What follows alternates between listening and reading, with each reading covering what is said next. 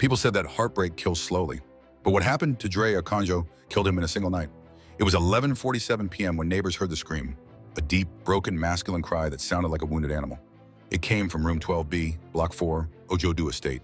When they broke the door open, they found Dre on the floor, shaking uncontrollably, holding a woman's wig in one hand and a blood-soaked bedsheet in the other.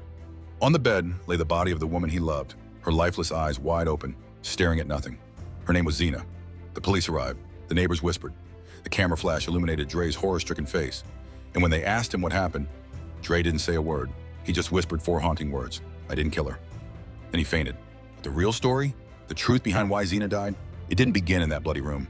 It began 7 months earlier with a man who had nothing, a woman who wanted everything, and a single moment that changed the course of their lives forever. Dre Okonjo wasn't the kind of man Lagos liked. Lagos liked loud men, sharp-witted men, men who wore cologne that announced them before they spoke. Dre was quiet, too quiet.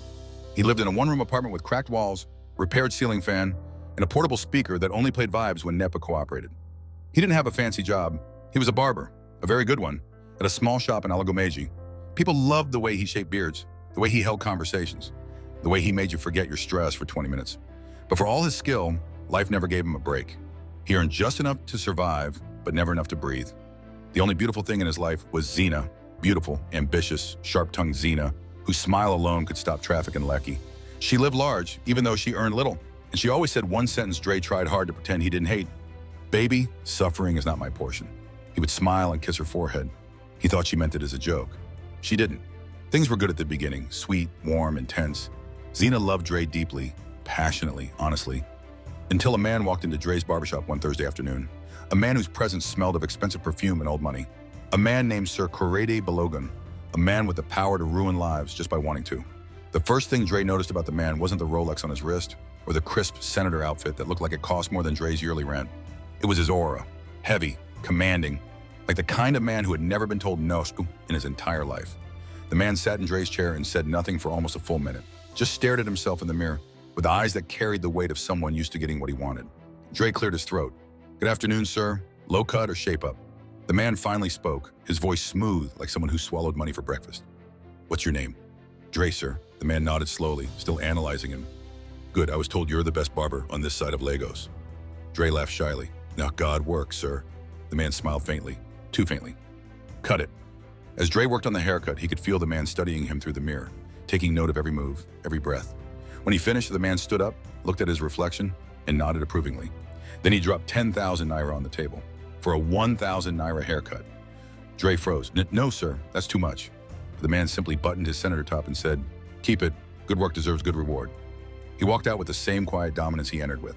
The other barbers gathered around Dre. Guy, that man, the billionaire, oh. Na sir, Ked Balogun be that. Now big OG, you don't hammer today. Dre smiled, slipping the money into his pocket. That night, he used part of it to buy Zena her favorite ice cream in Suya. She screamed with excitement, jumped on him, kissed him, and said, baby, one day you'll be rich, I swear. Dre believed her. He didn't know that the same man who blessed him with money that afternoon would be the same man who would destroy everything he held dear. It started small. Zena began dressing nicer for work. New wigs, new heels, new perfume. Dre noticed. Baby, who they sponsor all these new things? She gave him her usual giggle. Must somebody sponsor me? I got a bonus at work. But Dre wasn't stupid. Zena worked at a struggling real estate firm where bonuses were like the holy grail, rumored to exist, but nobody ever saw them. Still, Dre kept quiet. Love made him blind and hopeful until the day everything changed. Zena came home glowing, not just happy, glowing. Baby, you won't believe it. I got invited to a private networking party in Ikoyi. Important people, serious people. This is my breakthrough. Dre smiled. That's good news now. You want to make I escort you? She stiffened. No need, it's strictly for work-related networking. Okay, Dre said slowly. Which company day host him? Oh, just friends of friends. Another lie. Zena had always been a bad liar. She talked too fast. She blinked too much. She smiled too widely. Dre noted it all, but he didn't question her. He loved her too much to risk losing her. That night, when Zena left for the party, Dre lay on their bed, staring at the ceiling fan, spinning slowly, listening to generators humming outside. He had this strange emptiness in his chest, a warning his heart didn't know how to interpret. And at 1:42 a.m., when he called her phone, it rang twice and switched off. Dre walked into the barbershop early, just wanting to work and clear his head. And that was the day fate slapped him, because the first person who walked in for a haircut that morning was Sir Ked, the same powerful man from last week, the same man who tipped him generously, the same man whose perfume Zena suddenly started wearing. Dre swallowed hard. "Good morning, sir." Sir Ked nodded casually and sat down, but this time he wasn't alone. Next to him stood a woman, tall, light-skinned, expensive, the kind of woman whose wig alone could feed Dre for 3 months. She held Chare's shoulder possessively as she said, "Baby, don't forget the meeting at 11. Don't stay too long." Dre froze. "Baby." The woman kissed Charie on the cheek and walked out. Sir Ked watched her leave. In the moment she was gone, he turned to Dre. "Do the haircut quickly. I'm in a hurry." Dre tried not to think too much. He tried to work professionally, but the universe had another plan. Because as he shaped Sir Ked's beard, Chare's phone rang. On the caller ID in bold letters was Zena. Dre's heart slammed to a stop.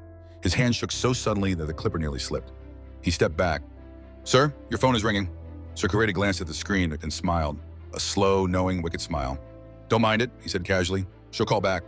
Dre felt the world tilt. Zena, his Zena, calling another man baby, the same man who had just kissed someone else. His chest tightened like someone had placed a hand inside and squeezed his heart raw. But he still didn't speak. He finished the haircut. Charie paid him. Charie left. And Dre stood there for a long time, clipper in hand, his breath trembling, sweat forming on his forehead. His heart whispered, "Check her phone, ask her, find out." But his brain whispered back, "If you check, you will see what will break you." Both were right. Dre sat on the wooden bench behind the barbershop long after Sir Ked left. His hands wouldn't stop shaking. His throat felt tight. His heart kept doing that strange, painful jump inside his chest. The kind a man feels when the truth is standing in front of him, naked, and he doesn't want to touch it. He dialed Zena's number. She didn't pick. He dialed again. This time the call rang and ended on its own. He stared at the dusty ground, at his slippers, at the drops of sweat falling from his jaw. His body felt cold despite the Legos heat. Dre wasn't stupid. He saw the name on Chare's phone. He saw the way Charie reacted. He saw the kind of woman Charie kissed. Everything pointed to one thing: something was wrong. Very wrong. But Dre still clung to hope. The foolish kind of hope that keeps poor men loyal and broken. Zena finally walked in at 8:04 p.m., wearing a dress Dre had never seen before. Gold, glittering, tight. The kind of dress that made people stare too long. The kind of dress women wear only for men they want to impress. Her makeup was too fresh for someone who claimed she was at a networking event. Her perfume was strong, too strong. She dropped her purse on the table. "Why is your face like this?" she asked casually. Dre sat on the edge of the bed, elbows on his knees, hands clasped. He didn't look at her immediately. "Zena," he said quietly, "where did you sleep last night?" She froze for a second, just 1 second. But Dre saw it. Then she laughed. "Oh, you're funny. I told you I was at a party. I slept at my friend Vivian's place in Ikoyi. You know network day bad there." Dre nodded slowly. "Okay, so why didn't you call back this morning?" Zena sighed. "Dre, I beg don't start. I was tired. You worry too much." He lifted his head. "Who is Sir Ked?" The air in the small room changed instantly. It became heavy, sharp, dangerous. Zena blinked. "Who?" "I saw his phone caller ID. Your name was there. With love emoji." Zena's lips tightened. She turned away sharply. "That doesn't mean anything. He's a client, a business connection. You're reading meaning into nothing." Dre stood up. "He told the woman in the shop, don't mind her, she'll call back. And you called at 10:28 this morning." "Zena, why were you calling him?" Zena spun around and shouted, "Because he gives me connections. Something you can never give me." The words sliced through Dre like a blade. He swallowed slowly. "So it's true." "No," she snapped. Then her voice softened. She touched his chest lightly. "Baby, relax. You know I love you. You know I'm only trying to grow. Allow me meet people that can help me. Don't act insecure." But Dre wasn't stupid. Something inside him whispered, "She's lying, and she's getting better at it." But he kissed her forehead anyway, and he held her, and he forgave her again. Because when a good man loves deeply, he forgives foolishly. 2 weeks passed. Zena changed drastically. She started coming home late. She wore more expensive clothes. She carried new bags, luxury ones Dre knew she couldn't buy. Her attitude? Sharp, cold, different. She stopped sitting next to Dre when they watched movies, stopped laughing at his jokes, stopped sleeping close to him. The distance between them grew like mold on old bread. Then it got worse. Zena was in the shower. Her phone buzzed on the bed. Dre wasn't the type to check. He respected boundaries. He minded his business. But the message popped up on the lock screen. From Sir Ked, message. "Make sure you wear that black lingerie at Bogan. I'm picking you by 9. Dre's world shattered in 1 second. He didn't touch the phone. He didn't scroll. He didn't unlock it. He just sat there staring at the screen, feeling the ground beneath him disappear. When Zena came out, towel wrapped around her body, she froze when she saw the look on Dre's face. "You saw something?" Dre didn't move. "Zena," he whispered, Are you sleeping with him?" Her jaw tensed. Her eyes flickered. She looked down. She looked away. "Dre," she started. He stood up. "No, Don't Dre me. Answer me. Are you sleeping with him? Zena grabbed her phone and backed away. You don't pay my bills, she suddenly shouted, so don't question me like you own me. Dre felt something break inside his chest, something he couldn't repair. So it's true, he whispered. Everything people warned me about? You've done it? Zena wiped her face aggressively. You can't take care of me. I'm tired of managing. I deserve better. And the better you want, Dre asked quietly, is another man's bed. Zena didn't answer. Silence. Enough silence to kill a marriage. Zena packed her things. She didn't leave quietly. She didn't apologize. She didn't pretend to feel bad. She just said, Dre, I'm choosing myself. You can't give me the life I want. Sir Ked can. She slammed the door behind her, and just like that, the woman Dre built his future around walked out with the promise of a richer man. When Zena left Dre's room that night, she didn't look back. Her long braids swung behind her like she was walking into destiny, not destruction. A black Prado Jeep pulled up in front of her. The tinted window slid down slowly. Sir Ked was inside, smiling, relaxed, confident, the kind of confidence that comes from having money, and the foolish belief that money can hide everything. Come in, he said. Zena entered, the door shut with a heavy thud, the kind that sounded like a warning she didn't hear. Ked didn't take her to a hotel. He took her to a penthouse in Ikoyi, marble floors, huge chandelier, soundproof walls, wine that had no business costing what it cost. Zena's mouth fell open. Ked, she whispered. This is paradise. He smirked. Paradise is better when you don't ask questions. That should have scared her. But greed covers fear like makeup covers scars. She followed him like a shadow. He handed her a glass of wine. To your new life, he said. To our life, she corrected. He raised an eyebrow, then laughed softly. Sure, our life. Another lie swallowed with wine. Zena moved in unofficially. Clothes into the wardrobe, slippers beside the bed, her scent everywhere. But one thing disturbed her. Every night around 10 p.m., Ked left. Every night. Well, where are you always going? She once asked. He placed a finger on her lips. Don't ask questions if you want to enjoy peace. She smiled awkwardly, but her stomach twisted. She left Dre for a man who didn't even sleep beside her. Still, she told herself, he will choose me fully, soon. Poor girl. She didn't know she was not the only woman who believed that. One Saturday afternoon, Zena heard the elevator open. She was in Krede's kitchen, wearing his t-shirt and cooking noodles. Footsteps approached. Confident ones. The last person she expected to see entered the kitchen, a woman in a flowing gown, tall, elegant, expensive, diamond ring flashing like a threat. The woman stopped and looked at Zena from head to toe. Zena froze.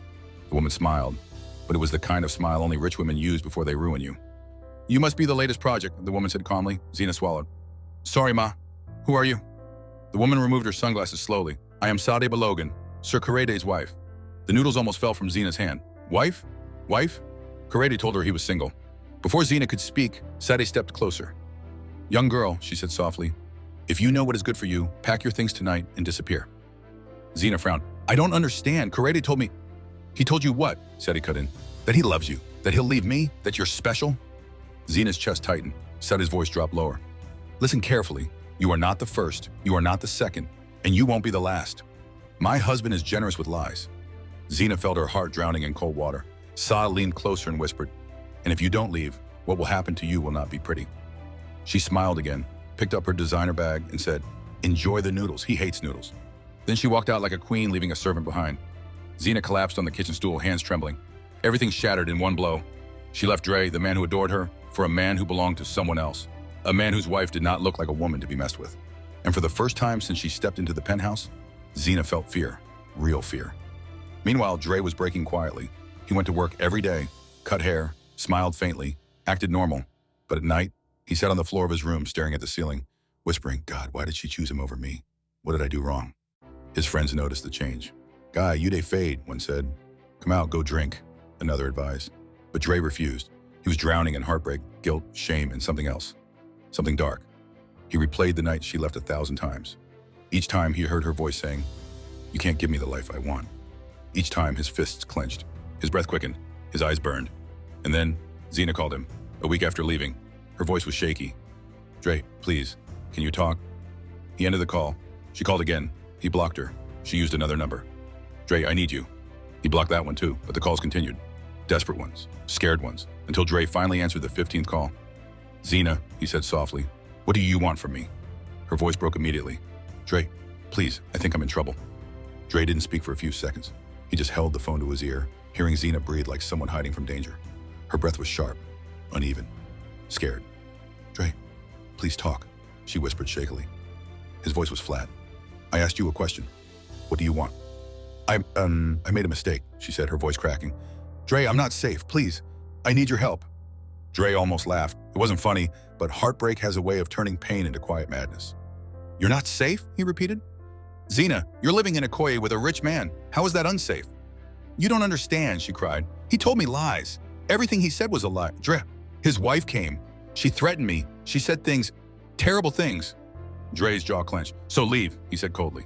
I tried to pack my things, but Dre, he locked the door. He locked me inside the apartment. Dre sat up straight. Wait, what? Her voice dropped to a terrified whisper. He said if I ever try to leave him, he'll ruin me. Or worse. The room felt colder instantly, but Dre wasn't stupid. He needed the full story. Why? Why would he say that? What exactly did you do? There was silence, a long, heavy one. Dre felt his chest tightening. Then Zena finally said it. I saw something I wasn't supposed to see. Dre's heart thumped. What did you see? Her voice trembled violently. Charie, he's into something dark, illegal, dangerous. I found documents. I saw him arguing with some men. I heard something about, she swallowed hard, about someone they handled last year. Dre stood up and grabbed his keys. Zena, tell me where you are right now. In the guest room, she whispered. He's downstairs in a video call. Dre, I'm scared. He's not who I thought. He's not even the man you saw in the barbershop. He's... The door banged loudly on her end of the call. Zena screamed, Zena, Zena, open this door, Charie's voice thundered. You think you're smart? Dre felt his blood go cold. Another bang. Zena, talk to me. I have to hide my phone, please. Please don't end the call. Just come. Please come. The call ended abruptly. Dre stared at the phone, heart pounding like a drum in his chest. For a moment, he didn't move. He just stood there, breathing too fast, unable to think. He had every right to ignore her, to let her face the consequences of her choices, to say, you made your bed, lie in it. But that's not who Dre was. He grabbed his jacket, slammed the door behind him, and rushed outside. He didn't have a car. He didn't have money for Uber. He didn't even know the exact block Zena was in. But he ran. He ran like a madman, like someone chasing the last piece of what used to be love. The apartment building loomed ahead like a skyscraper wrapped in darkness. Men with guns guarded the entrance. Real guns, not the type from McBarrow boys. Dre's legs shook. He almost turned back. But love, or something like love, pushed him forward. Good evening, when he said to one guard, trying to sound brave. The guard didn't smile. Who you they find? Zena. She stays with... The guard frowned immediately. Oh, you be the one. Dre froze. The one? He asked quietly. The guard stepped aside and whispered, Oga Korede say make we bring you in. Dre felt something drop inside his stomach. Fear. Cold, paralyzing fear. But he didn't run. Maybe he should have. Maybe his entire life would have turned out differently if he just ran. The guard escorted him inside. The elevator door swallowed them. The silence was suffocating. When the doors opened on the 8th floor, Charade was waiting, standing tall, hands behind his back, expression unreadable. Dre stepped out, heart pounding. Charade smiled, a smile that didn't reach his eyes. Dre, he said calmly. Welcome. Dre swallowed. My girlfriend called me. She said that she saw something. Charade cut in. The elevator doors closed behind Dre with a soft metallic click. Charade stepped closer. Let me make something very clear, he said quietly. Too quietly. Whatever Zena told you doesn't concern you. Dre clenched his fists.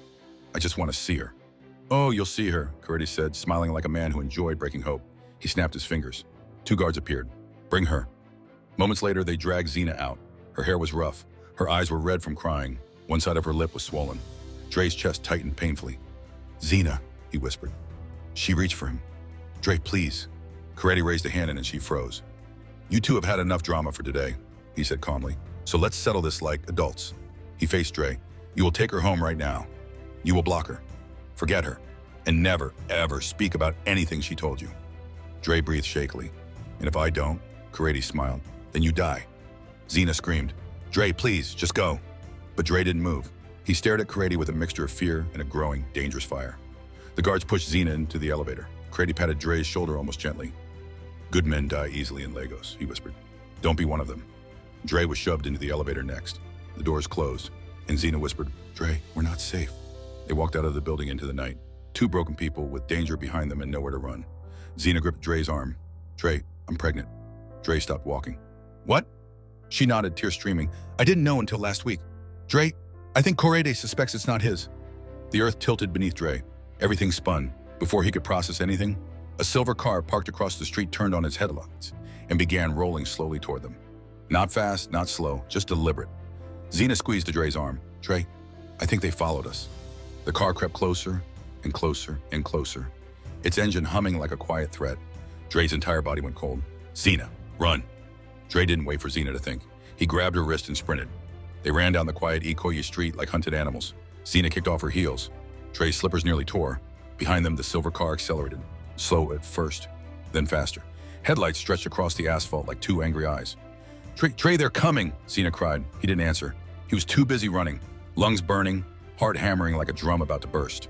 The car grew louder, closer, deadlier. Left, Dre shouted, pulling her toward a narrow walkway between two buildings. They squeezed inside just as the car's tires screeched against the pavement. The vehicle stopped abruptly. The engine idled, like a beast sniffing for prey. Dre held Zena tight. Both of them pressed flat against the wall, chests rising and falling rapidly. Zena whispered, shaking, Dre, I'm sorry, I swear, I didn't know it would get this bad. He closed his eyes. Quiet, he whispered. The car door opened. Footsteps. Heavy ones. Two men. Voices murmuring. Dem run enter here? I think say I see movement. Check well. Oga no want mistake. Zena pressed her face into Dre's shoulder, trembling violently. The footsteps grew louder, closer, right in front of their hiding spot. Dre held his breath. Zena held hers. One of the men took 2 steps into the walkway. Dre could see the barrel of a gun glinting in the moonlight. Zena silently mouthed, Please. The man paused, scratching his chin. Thinking. Then the other man called out, Omo leave Dem no fit enter there without we see Dem don run far. The man cursed under his breath and turned back. Their footsteps faded. The car engine revved. Then the tires screeched again as the murder car drove off, but not far enough to feel safe. Zena collapsed into Dre's arms, sobbing uncontrollably. Dre, they want to kill me. They'll kill you too. I ruined everything. I ruined your life. Dre held her shoulders. Zena, listen to me. Look at me. She lifted her tear-soaked face. From this moment, Dre said, voice steady and low, nobody must hear what you told me. Not even police. Not your friends. Not your family. Zena nodded rapidly. Yes, Dre. Anything. Good, Dre said, exhaling deeply. Now let's leave here. They sneaked into Dre's estate at a shoddy at 2:13 a.m. Zena was limping from running barefoot. Dre locked the door, pushed a chair behind it, turned off the lights. Zena collapsed onto his bed like someone fleeing from a nightmare into another nightmare. She stared blankly at the ceiling. Dre, I'm pregnant. Her voice broke again. And I'm sure it's yours.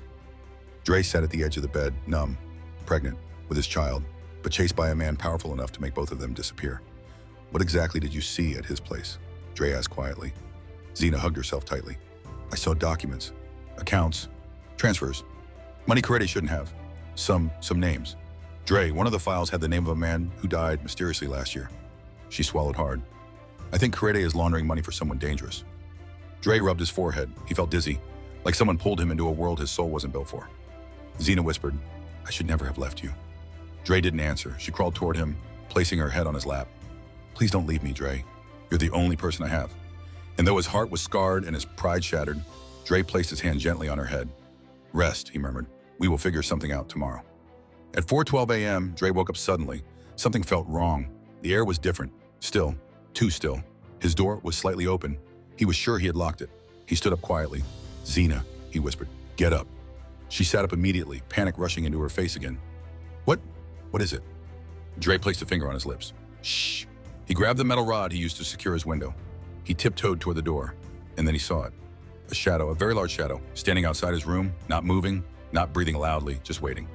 Zena covered her mouth. Dre's heart slammed so fast he could barely think. They were found. They were not safe. He held Zena's hand. Pack your things. We're leaving now. Zena shook uncontrollably. Where will we go? I don't know. But if we stay here, we die. The shadow moved. Slowly, a hand touched the door. A whisper. Open up, Okonjo. Dre froze. Zena gasped. She knew the voice. Sir Ked. Open up, Okonjo. Karede's voice wasn't loud. It didn't need to be. Powerful men don't shout. They whisper, and the world obeys. Dre felt Zena grip his shirt from behind, trembling violently. Dre, he found us. He found us, she whispered. Dre tightened his hold on her hand. Stay behind me, he murmured. Karede's shadow shifted again. A slow breath. A tap on the door. Tap, tap, tap. Don't make me ask twice, Charie said calmly. Dre's heart pounded in his ears. He glanced around the room. There was only one exit. The same door Charie stood behind. If they screamed, no one would come. Neighbors minded their business, especially at 4 a.m. The entire building was dead silent. Zena's breath hitched as tears slipped down her cheeks. Dre, what do we do? She whispered shakily. Dre pulled her close enough to feel her heartbeat against his chest. I'll handle it, he whispered. voice steady despite the fear choking him. No, please. Zena clung to him harder. He will kill you. Dre looked into her eyes. Zena, if he wanted me dead, he would have kicked this door open already. He swallowed. He wants to talk. He didn't fully believe that, but it was better than letting panic take over. Another knock, this time harder. Okonjo, Charie said. The more you hesitate, the worse this becomes. Zena whispered, don't open it, Dre, please. Dre gently moved her behind the wardrobe. Stay here. No matter what happens, don't come out. Zena grabbed his hand desperately. No, Dre, don't leave me. Dre placed his forehead gently against hers. It's okay, he whispered. Trust me. She shook her head violently, crying harder. Dre, don't do this. But he did. He kissed her forehead, stood up, walked slowly to the door, and unlocked it. The hinges creaked. The door opened halfway. Sir Ked stood at the entrance, alone, wearing a black caftan, hands behind his back, expression calm, too calm. Dre tried to steady his voice. Sir, please, this is my house. Don't bring Wahala here. Ked didn't enter. He simply tilted his head, observing Dre like a scientist studying a mouse. Okonjo, he said quietly, why did you run with something that doesn't belong to you? Dre frowned. Run with what? Ked raised an eyebrow. Zena. Dre swallowed tightly. I didn't run with her. She came to me. And you, Ked said, stepping closer, should have pushed her back out. Dre breathed deeply. I didn't take anything from you, sir. I didn't. Ked cut him off with a small wave of the hand. Do you know what the problem is with good men like you, Okonjo? Dre's jaw clenched. You think goodness can save you. He stepped even closer. You think your pure intentions matter.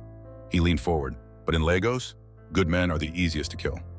Dre stiffened, and nobody asked questions. There was a long, suffocating silence. Then Ked glanced behind Dre. Where is she? Dre kept his body positioned to block the view. She's not here. Ked smiled, a slow, dangerous smile. You are lying. Dre didn't flinch. Ked sighed and tapped the door with one finger. I am giving you one chance, Dre Okonjo. Bring her out and walk away from this alive. Dre stared at him, breathing hard. Sir, please. She's pregnant. Ked's expression tightened, just slightly. Then he dropped the words that froze Dre's soul. I know. Zena muffled a gasp behind the wardrobe. Ked smiled again. I'm not here for sentiment. Pregnant or not, she is leaving with me today. Dre shook his head. I can't let you take her. Ked chuckled softly. Oh? So you think you can protect her? He stepped forward until he was inches from Dre. Do you even know who you're standing against? Dre's voice dropped. I don't care who you are. Fire flashed in Ked's eyes. For the first time, he looked genuinely angry. Bring her out. No. Ked's fist struck Dre's stomach without warning. Dre gasped for air and stumbled backward. Another punch, this time straight to the face. He fell to the ground, lip bleeding, head spinning. Zena couldn't hold it anymore. She screamed, Dre! Ked pushed the door open completely. There she was, standing behind the wardrobe, hair messy, face swollen, shaking from head to toe. Ked stared at her with a coldness that could freeze hell. So this is the kind of man you left me for? Zena cried. Please, Ked, please leave him alone. This is between us. No, Ked said flatly. This stopped at being between us the moment you ran. He looked at Dre, bleeding, breathless but standing again. I warned you, Ked said quietly. I told you not to involve yourself. Dre wiped the blood from his mouth. She's carrying my child. Ked's eye twitched, a dangerous explosive twitch. Then his voice dropped to a whisper. Lies don't save people, Okonjo. It's not a lie, Dre whispered back. Ked inhaled sharply through his nose. Something dark entered his expression. Something violent. Zena, he said without looking at her. We're leaving. She clutched Dre's back. No, please, I'm not going with you. Ked stepped into the room. Dre moved in front of Zena. Both men were breathing like bulls, both trembling, one with rage, the other with fear and stubborn courage. Ked whispered, move. Dre whispered, no. Then, in one sudden motion, Ked reached into his caftan. Dre saw a metallic glint, a gun. Zena screamed. Dre froze. Ked raised the gun, aimed directly at Dre's forehead, and said the words that changed everything. If she won't leave with me, nobody will have her. The metallic click echoed through Dre's tiny room like the sound of a coffin sealing shut. Ked's arm was steady, not shaking, not trembling. A man who had used a gun before. Dre froze, not because of the gun aimed at his forehead, but because of Zena's scream behind him. No, Ked, please! She clung to Dre's shirt, her nails digging into his back, her entire body shaking uncontrollably. Ked's voice was low, cold, murderous. Step aside, Okonjo. Dre didn't move. I said, move. No, Dre whispered. Ked blinked once, like he was surprised someone dared to disobey him. Then, a loud explosive boom! The gunshot shook the walls. Zena screamed and dropped to the floor. Dre stumbled backward, hitting the wall, ears ringing violently. But he didn't fall. Ked wasn't aiming for his head. He shot the bulb above Dre. Glass rained down like tiny knives. Charie hissed. That was your warning. The room darkened. Shadow swallowed everything except the faint moonlight entering through the window. Charie stepped closer. Gun raised again. One more chance. Move. Dre stood up straight to him. If you kill me, you'll never find the files, she saw. Charie froze. Then his eyes narrowed. You're lying. Dre breathed shakily. Try me. Zena gasped. Dre, what are you doing? Dre didn't answer. Charie lowered the gun slightly, just slightly. Where are the files? Dre wiped his bleeding lip. Not here. Charie stepped closer, anger vibrating through his shoulders. You think I'm stupid? Dre shook his head. You shoot me, you lose everything. She showed me. I know what she saw. This was a bluff, a deadly bluff. Zena never showed Dre anything. He had seen nothing, but Charie didn't know that. Tell me where the files are, Charie growled. Dre exhaled shakily. I'll tell you, but not here, not in front of her. Zena screamed. Dre, no, Charie smirked. So you think you can negotiate with me? Dre kept his eyes on him. I'm the only thing standing between you and prison. Silence. Dead, heavy silence. Then Charie lifted the gun again, but not to shoot, to gesture. Zena, he commanded. Stand up. She couldn't. Her knees were weak. She crawled instead. Good, Charie said. Now walk out of this room. Zena shook her head violently. No, I'm not leaving Dre. Charie's jaw twitched. It was never a request. He raised the gun at her. Dre leapt forward. No, leave her alone. Charie switched aim instantly, pointing the gun back at Dre. You think you're brave? Charie hissed. You're not brave. You're stupid. Zena reached forward, clutching Dre's shirt again. Dre, please, don't let him take me, Charie snapped. I said get up, Zena sobbed. Stood slowly, her legs shook violently. But she stood. Charie pointed to the door. Outside now. Zena moved slowly, too slowly, her eyes begging Dre not to let go. Then, just as she reached the doorway, a neighbor's door opened outside. Charie stiffened. A man's voice. Who they shout for here by this time? Make una let person rest. Dre seized the moment. Zena, run. She dashed out instantly. Charie yelled, hey, get her. Dre tackled Charie with all the strength left in his body. The gun fired. Boom. The bullet tore through Dre's window. Charie cursed loudly. Dre punched him. Charie struck him back. They crashed into the wall, broke the stool, fought like animals in the dark. Zena's footsteps were fading down the stairs. Every punch Charie landed felt like getting hit by an iron rod. He was stronger, bigger, meaner. But Dre fought with something Charie didn't have. Desperation. Zena was pregnant. His child, his responsibility, his only remaining piece of hope. He couldn't let Charie take her. Not alive, not dead. Dre headbutted Charie. Charie stumbled. The gun slipped from his hand. Death dropped to the floor between them. Both men dove for it. Dre reached first, gripped it, lifted it, pointed it at Charie. Both were gasping, bleeding, sweating. Charie smirked bitterly. You don't have the guts. Dre's finger trembled on the trigger. He didn't want to kill anyone. He wasn't built for bloodshed. His hands were meant for clippers, not guns. But then he thought of Zena, running barefoot at night, pregnant, terrified, hunted. Dre's eyes hardened. I'll do what I must. But before he could shoot, a loud bang crashed through the hallway. A different kind of bang. A scream, a thud, then silence. Dre's blood ran cold. Zena, he whispered. Everything froze. He lowered the gun, heart pounding violently. Charie smiled slowly, wickedly. That wasn't me. Dre ran out the door. Charie stood up, dusted his clothes, wiped his own blood, and whispered, good men always rush to their death. Dre sprinted out of his room, barefoot, heart pounding like it wanted to explode out of his chest. Zena! The hallway was long, dimly lit, smelling of dust, old cement, and fear. His eyes scanned the stretch of corridor desperately. Then he saw it, a black shape lying motionless on the cold concrete. Zena, face down, hair scattered, bare feet scraped, her dress torn at the shoulder. Dre's lungs collapsed. Zena. Oh God, Zena. He dropped to his knees and rolled her over gently. Her eyes fluttered. She was alive. Barely. Her ankle was twisted badly, completely swollen. She must have tripped while running. She groaned in pain. Dre, I fell. He pulled her into his arms. It's okay. I'm here. I've got you. But footsteps echoed behind him. Slow, mocking, deliberate. Corredo. Dre didn't turn. He held her tight. Charie stopped a few feet away.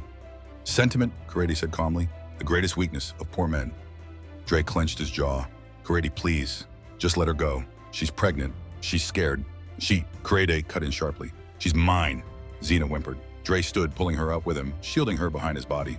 No, Dre said firmly. She stopped being yours the day you raised your hand to her. Something dark flickered across Charie's face. He stepped closer. You think you know her? You think she came back to you because she loves you? You think she's pure? Zena sobbed. Stop, please, Charie smirked. Ask her what happened the night before she ran. Ask her why she suddenly wants you back. Ask her what she stole. Dre froze. He turned slowly toward Zena. Zena, what is he talking about? She shook her head rapidly. Dre, Don't listen to him. Please, don't. Charie chuckled, enjoying the flames he was setting. She didn't tell you, Zena screamed. Charie, shut up! Charie leaned against the wall coolly. She stole something from me, something that does not belong to her, something that will get all of us killed if it doesn't return to its rightful owner. Dre felt his chest tighten. What did she steal? Zena fell to the floor crying hysterically. Dre, please, just take me away from here. Charie ignored her and continued. She stole a flash drive. Dre blinked. A flash drive? Charie nodded slowly. Not just any flash drive. A flash drive containing names, accounts, balances, and transactions worth billions. Names of men whose shadows alone can bury this entire building. Zena shook her head violently. I didn't steal it. I didn't. I swear. Charie smirked. You think I'm stupid? He stepped closer to Dre. Ask her how she found it. Ask her why she ran. Ask her why she suddenly decided she is pregnant with your child. Zena gasped. A knife to her chest would have hurt less than that sentence. Dre, don't listen. He's lying. He's twisting things. Charie folded his arms. She is playing you the same way she played me. Dre's heart hammered painfully. Zena, he whispered, voice breaking. Talk. Zena held his hand desperately. Dre, I swear on my life, I didn't steal anything. I only picked up something I saw on the table. I didn't know what it was, Charie hissed. You picked what didn't belong to you. That's theft. I thought it was just a, Dre interrupted. And the pregnancy? Zena froze, her lips parted, but no sound came out. Zena, answer me. She sobbed louder. I don't know, Charie laughed. That means you know who the father is. It's Dre's baby, Zena screamed. Charie sneered. Or mine. Dre felt like the ground swallowed him whole. His knees trembled. He felt sick. Zena collapsed, wailing. Dre, please, don't leave me. I'm telling you the truth. I don't know whose, but I swear, Dre, I didn't mean to. Dre staggered backward, numb. Zena, his voice cracked. You told me it was mine. I wanted it to be yours. Dre's heart shattered. Zena, he looked into her desperate, bleeding eyes, and something inside him broke completely. Then, Charie stepped forward. Okonjo, he said quietly, you can go. Leave her, and I will let you live. Zena clutched Dre's leg. Dre, don't leave. Me, please. Charie aimed the gun directly at her back. She comes with me. Dre snapped instantly. He stepped in front of her. No. Charie's jaw tightened. You want to die for a woman who betrayed you? Dre didn't hesitate. I'll die before I let you take her. For a brief moment, just one, Charie's eyes softened. Not with pity, with respect. You really are a fool, he whispered. He cocked the gun. Zena screamed. Dre clenched his fists, and everything exploded at once. A door down the hallway burst open. A startled neighbor shouted. Charie jerked the gun sideways. Dre charged forward like lightning. They collided. The gun flew across the corridor, getting under a flight of stairs. Dre punched Charie once, hard. Charie stumbled. Zena screamed, Dre, stop! We have to go, now! He grabbed her arm and they ran. Down the corridor, down the stairs, out the building's back exit, into the night. Behind them, Charie roared, Zena, you and Okonjo are dead people. Dre and Zena ran into the darkness like two shadows trying to outrun their fate. They didn't stop until they reached an abandoned mechanic shed near the expressway. Zena collapsed onto a pile of tires, breathing hard, clutching her stomach. Dre, we can't keep running. I'm tired. I'm scared. Dre knelt before her. We'll figure it out. Just tell me the truth now, Zena. Everything. No more lies. Zena wiped her tears. Okay, I'll tell you. She took a shaky breath. The night before I ran, Charie got drunk. He was arguing with someone on the phone. He left the flash drive on the table. I picked it up, thinking it was mine. I swear, I didn't know it had anything inside. Dre frowned. And when did you realize it was dangerous? When I plugged it into my laptop. She choked on her words. Dre, the money on that drive, billions, was not legal. Names of people? People who kill for sport. I panicked. I tried to return it. But Charie accused me of stealing it on purpose. She broke into tears again. He hit me, Dre. And when I told him I was pregnant, he said I was lying. He said I was trying to trap him. He grabbed my neck. And I ran. I ran to you. Dre closed his eyes. Everything inside him shifted. He wasn't just protecting a liar. He was protecting a terrified woman who made stupid choices, but didn't deserve to die for them. He stood up. Where's the flash drive now? Zena froze. I hid it. Where? Before she could answer, 3 gunshots shattered the night. Bang, bang, bang. Dre's body jerked in panic. He dragged Zena behind the metal cabinet. Voices approached rapidly. Flashlights. Footsteps. Charie's boys, Zena whispered, shaking violently. Dre held her tight. Stay quiet. But silence cannot save the doomed. A shadow stepped into the shed. A familiar silhouette. Charie, calm, cold, breathing like a man who came to finish a job. You both have run enough, he said quietly. Zena cried, please, please don't kill him. Take me, let him go. Charie shook his head slowly. Too late for negotiations. He raised the gun. A click. Zena screamed, no, please. Dre jumped in front of her. Shoot me instead. Charie paused, his eyes hardened. You want to die for a woman who lied to you, cheated on you, trapped you, and ruined your life? Dre swallowed. Yes, Charie smirked. Then die like a fool. He fired. The gunshot exploded through the shed, but it didn't hit Dre. Zena shoved herself in front of him at the last second. The bullet tore into her side. She collapsed instantly. Dre screamed her name, a raw, broken scream that tore through the night. Zena! She hit the ground, coughing blood. Charie stepped back in surprise. He didn't expect her to take the bullet. He didn't expect her to love Dre in the only real way she ever did. Dre held her close. Blood soaked his shirt. Zena, stay with me. Don't close your eyes. Please, please. She touched his cheek with shaking fingers. Dre, I'm sorry. Her breath trembled. I should have stayed with you. He sobbed uncontrollably. Zena, don't leave me. Please, please. Her last words were barely audible. Our baby. Dre, protect our baby. Her hand fell. Her eyes went still. Her chest stopped rising. Zena was gone. Dre screamed from the deepest place inside him. It echoed through the night like an animal in a trap. Charie watched silently. No reaction, no guilt, just cold silence. Then he spoke. You see, I told you, good men die easily. But Dre didn't hear him. He was drowning in grief, holding the body of the woman he loved and hated at the same time. In that moment, the shed light suddenly flashed. Police sirens wailed. A neighbor had called them after hearing the gunshots. Charie cursed. He dropped the gun beside Zena's hand, the perfect frame-up, and slipped out through the back of the shed. When the police burst in, they saw a dead woman, a gun beside her, Dre, covered in her blood, his fingerprints on the weapon. No forced entry, no witnesses. An officer shouted, freeze, step away from the body. Dre looked up, dazed, broken, empty. I didn't kill her, he whispered. His voice was hollow. I didn't kill her. The officers lifted him by force, dragged him out. As they pulled him away, Dre looked back one last time. Zena's lifeless body, blood on the concrete, Charie gone. The perfect tragedy. And this was how Dre became the man they found crying at midnight, holding a dead woman's wig, shaking beside her body, saying the same four haunting words over and over. I didn't kill her. But Lagos didn't believe him. Police didn't believe him. Her family didn't believe him. Only one person knew the truth. Charie, and he was never going to speak.